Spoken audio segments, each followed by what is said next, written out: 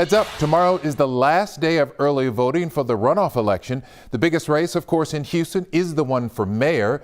State Senator John Whitmire and Congresswoman Sheila Jackson Lee are facing off, and the fate of this race could be determined by voter turnout and advertising.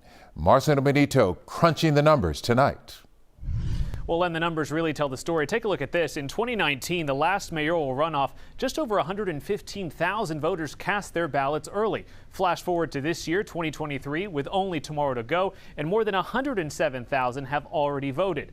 That's down, and that, pundits say, is better news for John Whitmire. John Whitmire likes a low turnout election here. He wants to be able to sit on his lead. As the mayoral race enters its final days, to win, Sheila Jackson Lee will have to boost turnout and come from behind. And she's looking for an October surprise here. She's looking for some kind of major hit that's going to hurt him. That's hard to see in the last couple of days, but in politics, anything can happen. Whitmire has led in polling for months. I'm fired up. I need you fired up. He beat Jackson Lee by 7 points in November, but failed to hit 50%, sending both candidates to the runoff. And we'll work as hard as we can. Now it's a money race. Again, advantage Whitmire. It's hard to raise money when you're losing. If the perception is that you're not going to win the race, then you're simply not going to raise the money. And in campaign finance reports obtained by KHOU 11 News, last month, Jackson Lee raised nearly $500,000. Whitmire more than tripled her with nearly $1.8 million. Jackson Lee spent $340,000 in that time,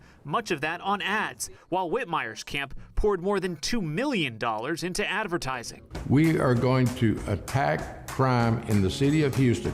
Now I'm running to be your mayor. Those ads fighting for your attention at home this week. This is certainly a race that hasn't lit the voters on fire. It's not been that exciting for most, so we've seen turnout pretty flat. This is a race that hasn't been about ideology. It hasn't really been about differences in issue position. It's really just been about mobilization. Whether or not the candidates can change that in 5 days will ultimately decide who will take over at City Hall come January 1st. You can find early voting locations on KHOU.com. Right now, back to you.